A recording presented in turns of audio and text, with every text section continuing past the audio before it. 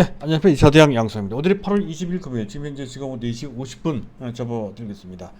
자, 먼저 양해 말씀드릴 것은 제가 개인적인 사정, 사실은 제가 지금 현재 휴가 중입니다. 바로 그 사정 때문에 지난 화수목 3일간 방송을 하지 못했습니다. 아직은 오늘까지 사실 뭐 휴가이긴 하지만 지금 현재 굴러가는 시장 상황에 워낙 좋지 못하죠. 그래서 제가 오늘 특별히 방송을 해야 된다는 생각을 좀 갖게 됐습니다. 그래서 마이크를 잡았는데요. 자, 어쨌든 뭐 시장 상황이 상당히 안 좋네요. 사실 이렇게 조정을 좀 받는 것에 대해서는 어느 정도 그림을 잡은 바 있었죠. 전반적인 상황이 지수로 봤을 때 좀 불리하니 종합지수로 봤을 때 대략적으로 한 3,100포인트 정도 수준, 조정 기간으로 봤을 때는 8월 중하순 그런 정도 기간 동안 조정을 추가적으로 더 받을 수도 있다는 것을 예상하고 각오를 하자 했던 건데요. 현재 흘러가는 분위기는 그보다 더 나쁘죠. 이미 3,100포인트가 깨졌고요. 또 이런 분위기 때문인지 조정설이 아주 유력하게 나오고 있습니다. 한편에서는 그동안 장기적으로 시장을 떠받쳤던 가장 큰 힘, 바로 돈, 유동성입니다.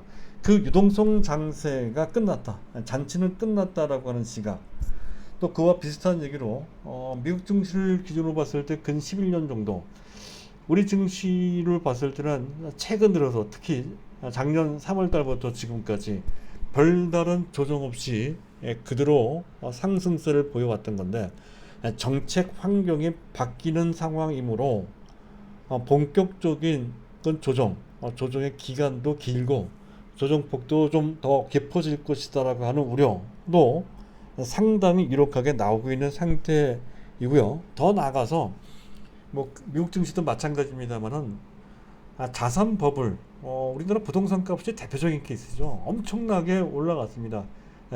주가도 또한 마찬가지이고요. 우리나라뿐만 아니라 사실 미국도 마찬가지이죠.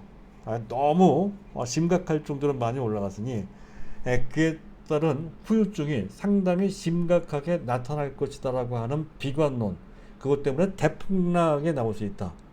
이른바 퍼펙트 스톰. 자, 퍼펙트 스톰 주장했던 미국의 대표적인 비관론자, 닥터 둠으로 알려져 있는 마크 파버, 독립 투자자죠. 이 사람과 그리고 뉴욕대 교수인 루비니 교수 같은 사람들이 주장했던 내용인데요. 자, 우리나라 시장을 두고 아마 그렇게 표현하는 사람들이 나타나고 있습니다. 상당히 안 좋게 시장을 보는 시각이죠. 가뜩이나 시장이 불안한데 그런 얘기를 들으면 마음이 흉흉해질 수밖에 없다는 건데, 결론상만 먼저 말씀드리면 어찌됐든 조정은 생각보다는 조금 더 깊고 길게 나타나곤 있지만 그렇다고 해서 심각한 정도까지는 아니다 하는 거죠. 왜 그런지를 설명드려야 될 것 같습니다. 여러 가지 각가지 복잡하게 얘기하면 한도 끝도 없는데요. 간단하게 정리해서 말씀을 드릴 겁니다. 그것을 알아두시면 일단 어느 정도 위안을 삼으실 수도 있고, 마음을 가다듬어서 현재 우리가 갖고 있는 종목들에 대해서 계속 밀고 나갈 수 있을 뿐만 아니라 상황에 따라서는 특정 종목, 그것이 삼성전자든 또 네이버든 그들 종목에 대해서 매수할 수 있는 기회를 잡을 수 있고 또 거기 용기를 낼 수가 있다는 것이죠. 그래서 그 내용을 제가 말씀을 집중적으로 현재 시점에서 정말 하나하나를 들여다보는 것보다는 시장을 보는 게 제일 중요할 것 같습니다. 그래서 그 내용을 말씀을 드릴 거고요. 그렇다고 해서 종목 얘기 안 할 수가 없습니다. 일단 제가 최근 계속 강조드리고 있는 장기 보유 정석 종목 네 가지로 현재 압축하고 있는 상태였었죠. 가장 대표적인 종목은 삼성전자. 이 얘기는 조금 이따 잠시 이제 말씀을 드릴 거고요. 삼성전자 이렇게 많이 빠져요. 그런 주봉인데요.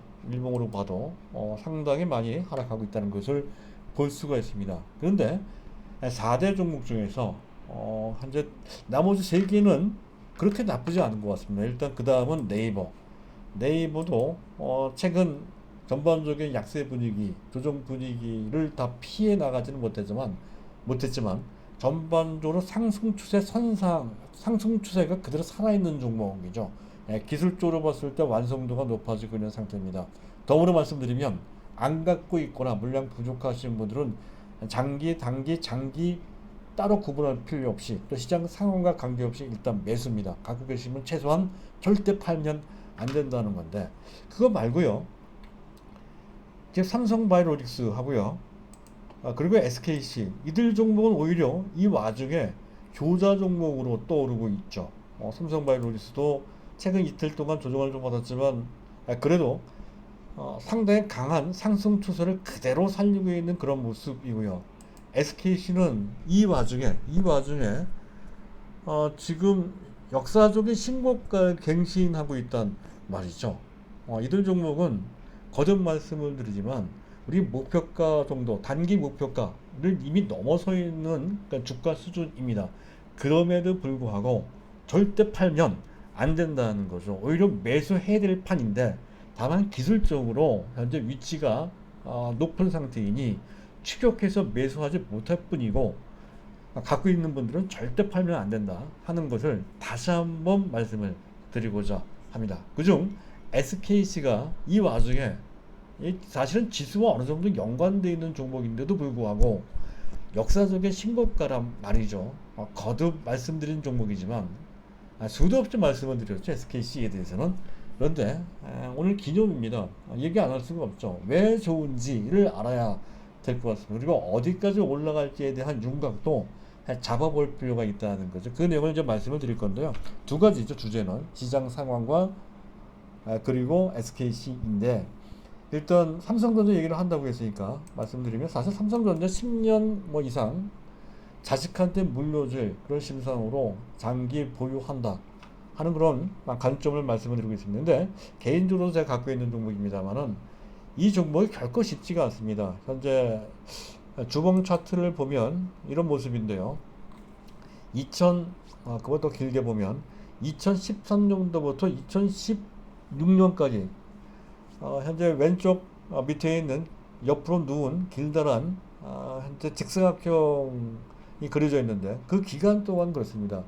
전반적인 시장 상황은 크게 나쁜 것도 아닌데도 불구하고 삼성전자는 지리하게 주가가 몰랐고 그 전체적으로 약간 내림세를 보였던 그 기간이 그 3년 동안이었고요. 또 2018년도 실적이 상당히 좋았던 그 1년 내내, 1년도 넘었죠. 1년 정도 기간 동안 내내 주가가 안 좋았던 흐름을 보였던 것. 중간에 정사각형 형태 박스가 그때 당시의 기간이었습니다. 그런 식으로 아무리 장기 정석적인 그런 좋은 종목이라 하더라도 상당 기간 동안 애를 먹이는 경향이 있단 말이죠. 그런 것까지를 참고 인내할 수 있어야 장기 보유가 가능한 종목입니다. 현재 시점은 삼성전자 근본적인 문제 때문에 그런 것은 전혀 아니니, 따라서 현재 상황을 잘 극복하시면 된다 하는 것을 말씀드리고자 과거에 제가 경험했던 그런 고통의 기간, 진통의 기간까지를 곁들여서 말씀을 드리는 거고요.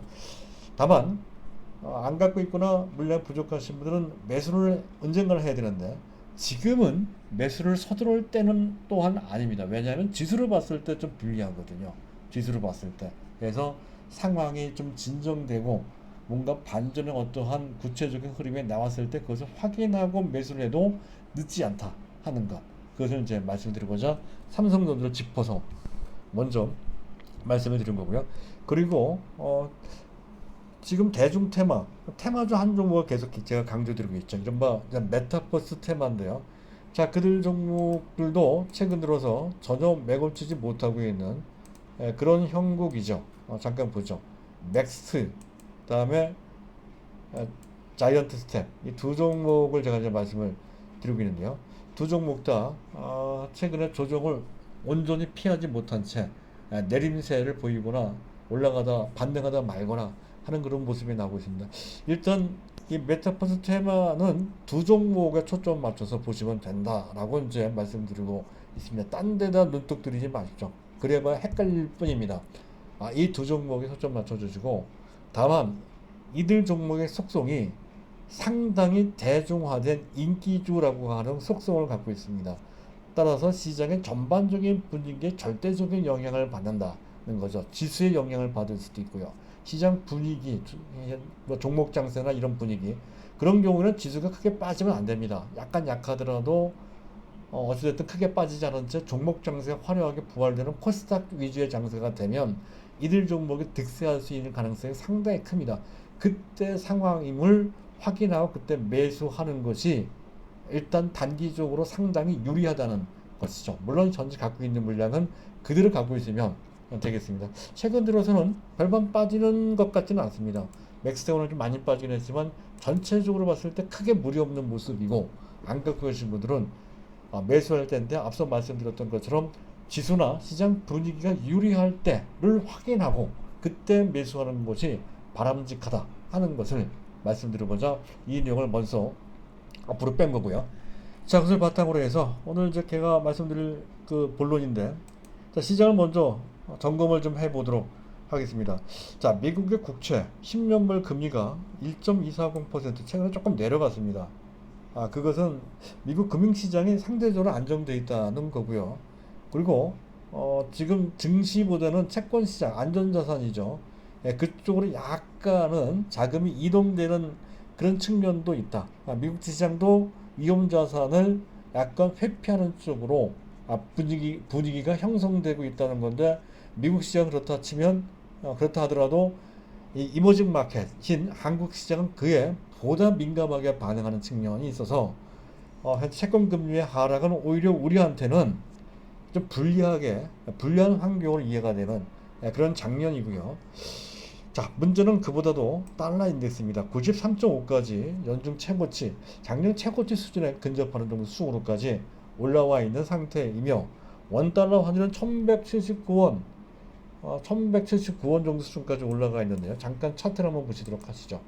현재 보고 계신 화면 속에 오른쪽 하단에 있는 차트가 원달러 일봉 차트인데요. 오른쪽 끝에 보면 박스가 있죠. 그 박스에 상당 기간 한 2주 정도 되는데요. 계속 강하게 원달러 환율이 올라가는 모습, 즉 달러 대비 원화 가치가 급락하는 상황이 만들어지고 있음을 볼 수가 있다는 것이죠. 이것은 일단 우리 시장에 불리하게 작동되고 있는 그런 상황이라는 것을 알 필요가 있겠다 싶고요. 자, 주변 증시를 보도록 하죠. 오늘 나스닥 선물이 약하고요. 일본 니케이 지수가 한 1% 가깝게 하락했다는 건데, 사실은 장 후반에 아시아 증시의 영향을 받아서 나스닥 선물이 우리 시장 끝나고 난 다음에 낙폭이 확대된 것으로 보이고, 장 중에는 그런 정도로까지 나쁘진 않았습니다. 그런 측면에서 봤을 때 우리 증시가 보다 분위기에 민감하게 반응하며, 특히 파생 상품이나 또 심리적인 여러 가지 정황에 의해서 그 나쁜 상태가 필요 이상으로 증폭됐다는 거예요. 사실상 그 정도까지는 아닌데, 한국 시장의 특성상 현재 나쁜 것은 나쁘게, 좋은 것은 좋게 증폭되는 경향이 좀 있습니다. 그런 것 때문에 분위기가 좀 과장된 측면이 있다는 것이죠. 자, 그런 것 등을 수급을 통해서 조금 확인을 해볼 필요가 있겠다는 건데요. 자, 사실은 지난주 초중반 외국인들이 하루에 1조 단위 이상으로 초대규모로 매도했던 것에 비해 이번 주 특히 후반 들어서는 외국인 기관들의 매도세가 그렇게 크지는 않죠. 오늘 둘 다 매도를 했습니다만은 그렇게 그 규모가 크지 않다는 거고요. 선물도 오히려 순매수했다는 거죠. 오히려 선물 쪽을 순매도한 주체는 일반 개인들입니다. 일반 개인들이 뭔가 쫓기듯이 심리적으로 위축돼서 현재 지수가 내려가는 쪽으로 베팅한 그런 측면, 그것이 전매도이든지 신규 매도이든지 간에 어찌됐든 부정적인 심리적 영향을 받았다라는 그런 해석이 가능한 그런 구조를 현재 갖고 있습니다. 근데 한 가지 보게 되면 현재 외국인들이 삼성전자에 대해서 지난주 초중반까지는 대규모로 매도했지만, 현재 보고 계신 화면의 오른쪽 상단에 있는 차트 막대 그래프가 삼성전자에 대한 외국인 수급을 그린 그래프인데요. 지난주까지는 초대규모로 매도를 했지만 이번 주 들어서는 그 매도 규모가 훨씬 많이 줄어들었다는 것을 알 수가 있습니다. 바로 그런 점에서 일단 어느 정도는 어떤 그 가능성을 우리가 엿볼 수 있다는 거죠. 아주 나쁜 흉흉한 근데 그런 정도까지는 전혀 아닙니다. 만약 심각한 상태다 라고 했을 때는 지난주 삼성전자 그런 식으로 매도했듯이 이번 주도 마찬가지 강도로 매도를 했었어야 되는데 전혀 그런 모습은 아니었습니다. 자, 그렇다 하는 것도 그렇고요. 어쨌든 지난 8월 9일 이후에 사실은 삼성전자와 관련된 반도체 악재가 터져 나온 것은 지난주 초 월요일 날부터 8월 9일부터입니다. 그래서 어제 8월 19일까지 8일 거래일 동안 오늘까지 합치면 9거래일간 자, 외국인들이 약 7조 9,900억, 오늘까지 합치면 대략적으로 8조 2천억 정도가 됩니다. 매도했다는 거죠. 그중 삼성전자를 6조 9천, 한 7조 정도 순매도했고요. SK하이닉스를 1조 8천억 정도. 그러니까 이 두 종목을 빼면 외국인들은 시장에서 매도한 게 아니라 사실상은 순매수했다는 것을 알 수가 있죠. 이것만 봐도 아주 나쁜 것은 아닙니다. 자, 기관들이 그 기간 동안에 시장 전체에서 1조 5천억 정도, 오늘까지 합치면 뭐 조금 더 되겠죠. 그런데 그 와중에 삼성전자를 또 유독 많이 매도했습니다. 단기적으로 삼성전자 악재에 외국인뿐만 아니라 국내 기관도 그에 동조하면서 매도를 했다는 거죠. 구조적인 매도는 아니라는 것을 이 점에서도 알 수가 있습니다. 자, 개인들이 10조 정도 순매수했고요. 삼성전자 집중적으로 SK하이닉스를 집중적으로 매수한 것을 볼 수가 있습니다. 자, 그리고 베이시스는 그 와중에 플러스라는 것이고요. 플러스. 자, 이 정도. 뭔가 나쁜 것만 있는 것은 아니죠. 그렇습니다. 그래서 일단 그것만 봐도 현재 상황이 반드시 크게 나쁜 것은 아니다는, 크게 일방적으로 나쁘게만 봐서는 안 된다는 것을 한편 알 수 있는 것이고요. 자, 그리고 자, 본론에 들어가서 일단 시장 현재 우리 당면하고 있는 현재 상황을 한번 보도록 하죠. 크게 보면 여러 가지 이제 악재들도 상당히 많습니다만은 크게 보면 세 가지 정도의 악재로 압축이 됩니다. 제일 먼저 거론되는 것은 피크아웃, 정점에 다다랐다는 것이죠. 그래서 반도체 정점론도 그 일환이고요. 그리고 최근 국내 기업들 2, 4분기까지의 실적이 대단히 좋았습니다. 근데 그때가 정점이라고 하는 얘기가 또 상당히 유력하게 나오고 있죠. 그래서 주요 기업들의 실적도 피크다라고 하는 정점론이 나오고 있다는 거고, 그리고 또 지금 우리나라에서도 좀 확진자가 2,000명이 넘어갑니다. 점점 줄어들지 않고 있는 데다가 가까운 일본은 24,000명까지 이르는 정도로까지 좀 델타 변이 확진자 수가 급증하고 있는 그런 상황이라는 것도 특히 이머징 마켓한테는 상당한 악재로 작용되고 있는 상황이라는 것이고요. 그리고 근본적으로 테이퍼링, 즉 자산 매입 축소를 한다라고 하는 정책 기조의 변화, 이것이 가장 큰 부담으로 이제 작용되고 있다 하는 것은 이 3대 악재가 있단 말이죠. 자, 그런데 그래서 하나씩 한번 들여다보도록 하죠. 일단 피크압과 관련돼서는 일단 반도체도 그렇고요. 주요 기업들 또는 주요 산업의 업황이나 실적을 놓고 봤을 때에도 정점이라고 하는 약간의 우려는 있지만 확실한 것도 또한 아니고요.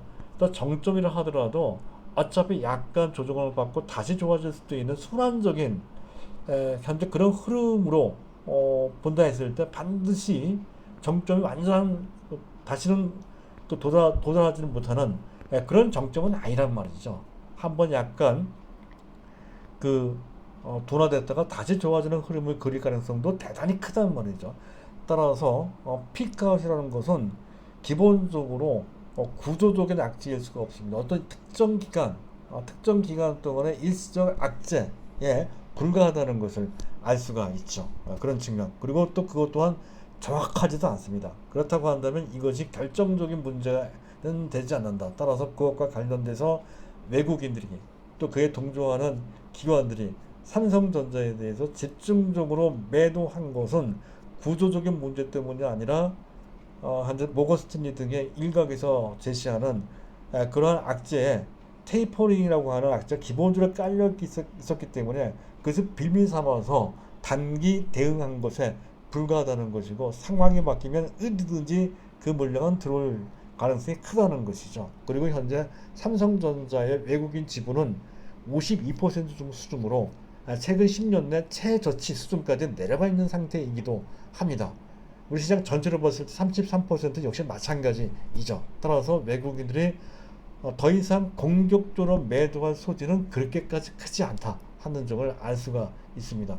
그래서 현재 그렇고요. 또 한 가지 성장률 둔화론. 현재 미국이 한때 2분기 약 한 6% 정도의 성장과 그리고 하반기 3분기 뭐 심지어 9% 이상 성장할 수 있다는 시각에서 한 발 물러나 그 성장 예상 성장세가 좀 둔화될 것이라는 시각도 나오고 있습니다. 근데 지금 물론 기저효과 때문에 그렇긴 하겠지만 어쨌든 성장률이 뭐 미국이 5% 6% 이런 식으로 나오는 게 그게 비정상이죠.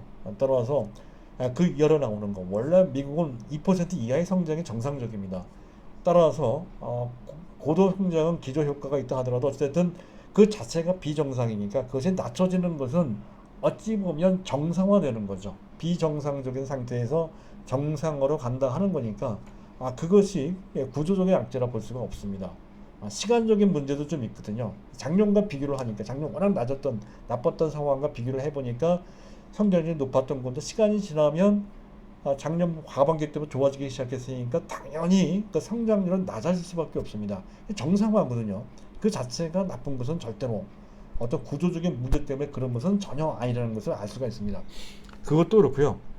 일단 피크아웃은 그런 정도로 해서 큰 문제는 되지 않는다. 다만 순환적으로 그것이 악재로 어떤 현재 상황 테이퍼링이라는 문제가 있기 때문에 그것을 테이퍼를 깔고 그것을 빌미 삼아서 수급상 꼬이면 이런 식의 조직에 나올 수 있는 정도의 구실 그런 정도로만 보시면 된다는 거고. 자, 그리고 델타 변이는 이머징 마켓 이게 AM은 선진국입니다. 선진 마켓 기준으로 봤을 때는 크지 않죠. 미국 증시만 봐도 그 자체 그러니까 얼마나 미국 증시에 부정적인 영향을 끼치는지를 알 수가 있습니다. 치명적으로 빠지지는 않죠. 접종률도 높고 하기 때문에 그렇기도 하겠지만 어쨌든 그래요. 근데 이제 문제는 이머징 마켓인데 이것은 시간이 지나면 어떻게 우리가 그 작년에 그보다 더 극심한 팬데믹도 우리가 1차 팬데믹이죠. 1차, 2차, 3차까지 견뎠습니다.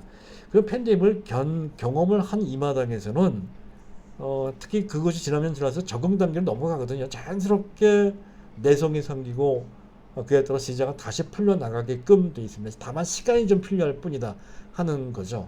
아무리 지금 확진자가 늘어난다 하더라도 현재 이 상황이 파괴적으로만 가지 않을 것이 분명합니다. 그래서 국가안보, 보건 측면에서 봤을 때 심각하다 하더라도 증시 차원에서는 다르게 해석을 해야 된다는 것도 그 전에 설명드린 바 있었죠. 따라서 이 문제도 우리가 경험을 했기 때문에 큰 문제가 아니라는 것을 알 수가 있습니다. 자, 그리고 마지막으로 테이퍼링인데 이거는 문제가 좀 되긴 되죠. 하지만 따지고 보면 미국 경기가 상당분 회복이 됐고 이미 주요 기업들의 실적은 사상 최고치를 갱신할 정도로까지 상당히 좋은데도 불구하고 여전히 일부 지표가 나쁘다는 이유로 해서 매달 1200억 달러, 연간 1조 4400억 달러라고 하는 천문학적인 돈을 뿌릴 필요가 있느냐 이거죠. 그 천문학적인 양적 완화를 하는 그 자체가 또한 비정상입니다. 따라서 현재 상황에서는 당연히 현재 그 양적 완화를 하지 않거나 또는 단기적으로 줄이는 그런 선택을 하는 것은 필연적인 코스라는 것이죠. 다만 그 시기가 그 전에는 조금 늦춰서 봤던 건데 워낙 미국 경기가 빠르게 회복되다 보니 지금 약간 앞당기는 분위기, 최근에 고용 사정도 많이 좋아졌거든요. 바로 그런 분위기가 나온 것뿐이지 그에 의해서 치명적으로 뭔가 잘못됐고 그것 때문에 정책 기조가 완전히 바뀌어서 사단날 것이다라고 하는 것은 지나친 비약이라는 것을 알 수가 있습니다. 이미 다 그 부분까지 감안된 그런 흐름상에서 나타난 현상이라는 것이죠. 자, 그런 것을 봤을 때 시장 충격은 일단 미국 기준으로 봤을 때도 최소화될 것이며 이 이머징 마켓의 한국 주식은 그보다 약간 증폭된 그런 낙폭이 보인다 하더라도 결코 크지 않을 것이라는 것을 미루어 짐작할 수가 있을 뿐더러 현재 위험의 성격은 이런 거예요. 아무리 그것이 뭐 테이퍼링이든 또는 금리 인상이든 그런 모든 것들은 가만히 비교를 해보세요. 2008년도에 있었던 서프라임이나 그 이듬해 있었던 리먼 브러더스 사태, 그 당시에는 불가능 예측할 수 없었고요. 어떻게 통제를 할 수 없는 그런 상태의 위험이었었거든요. 예측도 불가능하고 통제도 할 수 없었던 그런 위험에 봉착을 했었을 때가 2008년도, 2009년도 당시 미국의 금융위기 상태였고, 그 바람에 미국의 나스닥이나 미국 증시가 반토막이 났던 건데요. 지금은 그 위험과 다르죠. 위험을 어느 정도 감지하고 있습니다. 예측 가능하고, 그리고 어느 정도 그것을 억제할 수 있는, 또 제한할 수 있는 통제 수단도 갖고 있습니다. 따라서 지금 현재 상황은 인위적으로 어느 정도 만들어지는 그런 위험일 수 있다는 것이죠. 그런 위험은 크지 않습니다. 물론 이머징 마켓에서는 그런 위험조차도 증폭돼서 나타나는 경향이 있지만, 근본적으로 미국 증시가 온전할 때 이머징 마켓도 그게 어느 정도 부응한다는 거죠. 따라서 이 문제도 또한 크지 않습니다. 결론은 그거예요. 자, 그것과 관련돼서 국내 시장 긍정시그널, 아까도 잠깐 봤습니다만은 외국인 매도 강도가 오히려 이번 주 들어서 약화됐고요. 그리고 베이시스가 여전히 플러스입니다. 이거는 신기한 일이죠. 상황이 나쁜 베이시스가 마이너스가 나와야 되는데 그렇지 않았습니다. 그리고 시장 분위기에 비해서 환율이 뭐 많이 올라갔다고 치지만 진짜 위험할 때 이런 정도 올라가는 게 아니죠. 상당히 가파르게 많이 올라갑니다.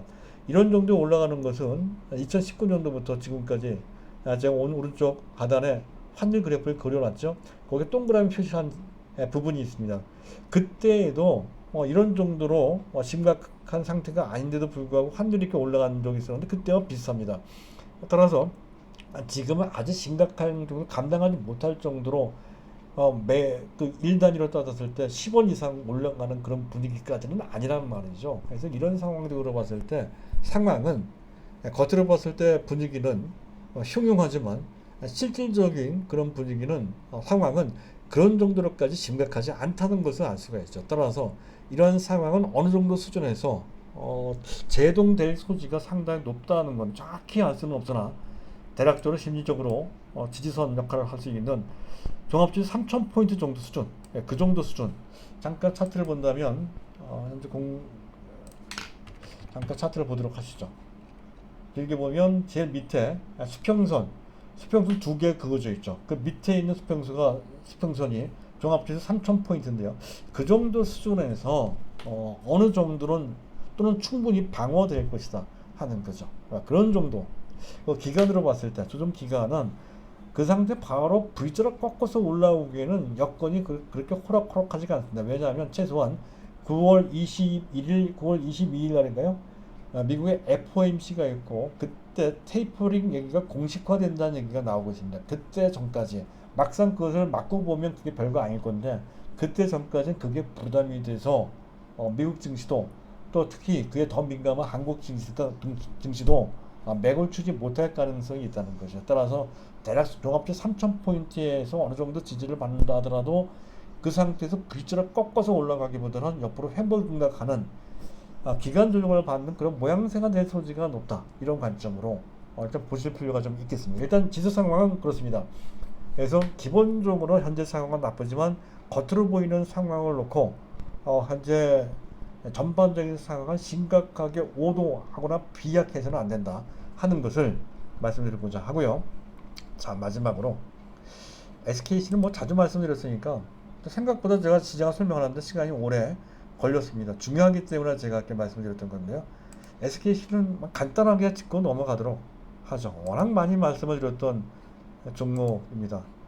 자, SKC인데요. 자, 그 밑에 있는 거죠. 밑에 있는, 잠깐 다시 한번 보도록 하겠습니다. SKC 관련 이슈인데요. 일단 2분기 영업 실적이 깜짝 실적이란 말이죠. 영업이익이 1350억인데 이게 아무것도 아닌 것 같지만 이 증권가에서 SKC의 실적 예상치를 이제 내놓은 바 있었는데, 그 범위가 작게는 900억에서 많게는 1300억 정도. 근데 1300억 정도 예측을 해놓은 것을 두고 너무 낙관적으로 본 게 아니냐, 이렇게 평가를 했던 분위기였었습니다. 근데 그 최고치마저도 능가하는 1350억 영업이익을 냈다는 거죠. 더욱더 놀라운 것은 정밀화학, 기존의 POPG를 기반으로 하는 케미칼 부분에서 영업이익이 절대적이었다 거죠. 그리고 동박은 186억 정도밖에 되지 않습니다. 1분기 때보다 조금 한 10% 정도 더 좋아진 정도밖에 안 된다 하는 것. 사실 이거 하나만 보면 약간 실망스러울 수 있겠으나 크게 보면 전혀 그렇지 않다는 것이죠. 정반대입니다. 즉 현재까지는 POPG 등의 기존 케미칼 사업 부분에서 실적을 끌었다 한다면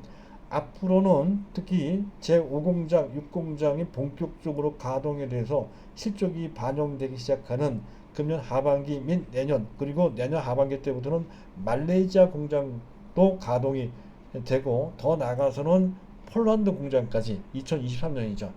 해서 지금 현재 캐파 약 5.3만 톤에 5배 수준이 25만 톤 수준까지 동박의 생산이 가능하다는 말이죠. 이렇게 되게 되면은 현재 지금 주 수입원인 기존 POPG를 중심으로 한 현재 케미칼 사업 못지않게 또는 그 이상으로 동박 부분에서 실적이 급증함에 따라서 지금 현재 1,000억 원 정도 남짓의 영업이익 정도가 아니라 내년 정도부터는 한 2,000억 이상의 영업이익을 낼 수 있고 한 3년 정도 되면 5천억 정도 수준의 영업이익으로 급증할 수 있다는 거죠. 바로 그것 때문에. 그래서 지금 SKC는 승승장구 일로에 있는 상태라는 점을 계속 강조드린 바 있죠. 영업이익도 이번에 17.1%가 됐다는 건데 동박 부분까지 좋아지게 되면 아마 20% 이상 올라갈 소지가 상당히 높다는 거죠. 또 계속 말씀드리지만 저 5공장 이미 가동되고 있고요.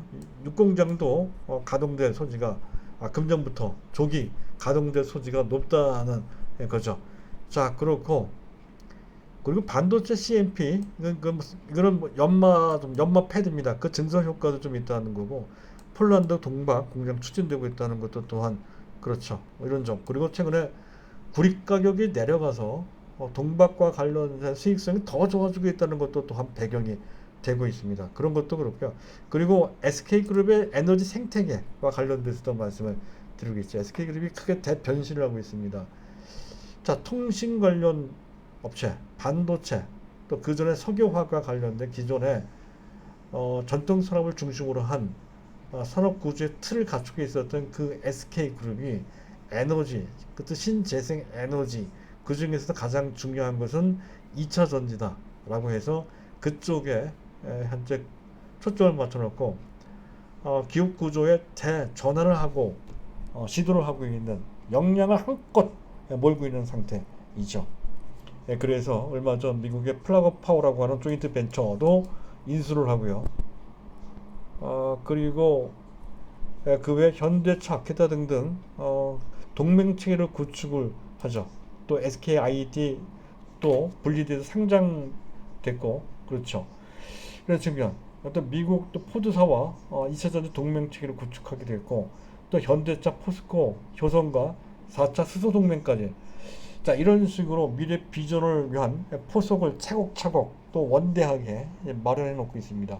그런 와중에 그런 선상에 SKC가 동박이라고 하는 부분에 현재 한 축을 담당한다는 것이죠. 동박. 이 동박은 아마 2차 전지, 2차 지금 현재 그 현재 2차 전지뿐만 아니라 차세 전고체 2차 전지에서도 필요하고 더 나가서 수소 전지, 수소 연료 전지에서도 필요한 그러한 소재로 그렇게 알려져 있습니다.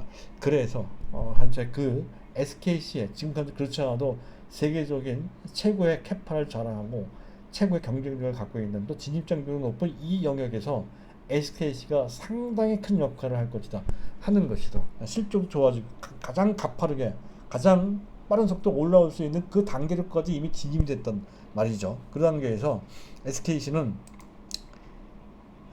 지금 현재 주가 16만원 정도인데 17만원 금년 예상 실적 대비 EPS 주당 순이익은 대략 6천원 정도로 예상 추정이 됩니다. 예상됩니다. 그러면 PER이 대략적으로 30배는 채 안 되는 29배 정도 되는데요. 현재 다른 종목에 비해서 높긴 하지만 동일 종목군, 즉 2차 전지에 있는 동일 종목군과 비교해 봤을 때는 그렇게 높은 것은 아닙니다. 오히려 약간 낮은 편에 속한다는 거고요. 현재 실적 추이로 봤을 때에는 SKC는 현재 30배도 전혀 비싸지 않다는 것이죠. 그래서 일단 금년의 목표가는 20만 원 정도, 20만 원 정도 보시면 될 것 같고, 내년은 기본적으로 25만 원, 24만 원은 25만 원인데 아마 더 갈 것 같습니다. 30만 원도 가능할 것이다 하는 건데, 자, 단기, 중기적으로 목표가를 제가 제시는 해드렸습니다만 그게 중요하지 않습니다. 중요한 거는 전반적인 산업의 흐름의 한 가운데 있고, 또 SK그룹의 대변신의 한 동량을 한 축을 담당할 것이며, 그로 인해 SKC가 동박 부분에서 일치월장하는 글로벌 해당 부분의 최고 기업으로 등극하는 수순을 현재 밟고 있다는 것이 중요하다 할 것입니다. 그랬을 때 SKC는 최소한 이제 금년 거쳐 내년, 내후년 한 3년 정도까지는 이런 식의 승승장구하는 흐름으로 지속될 것으로 예상이 된다는 거예요. 만약 그랬을 때 주가는 30만 원이 아니라 50만 원도 갈 수 있는 어떤 가능성까지 현재 우리가 엿볼 수 있다는 거죠. 그런 관점이라면 굳이 뭐 단기로 매매 어쩌고 저쩌고 하는 건 불필요하죠. 무조건 갖고 있어야 되는 그런 종목이라는 관점에서 새삼 이제 강조드리고자 합니다. 자, 오늘은 여기까지입니다. 감사합니다.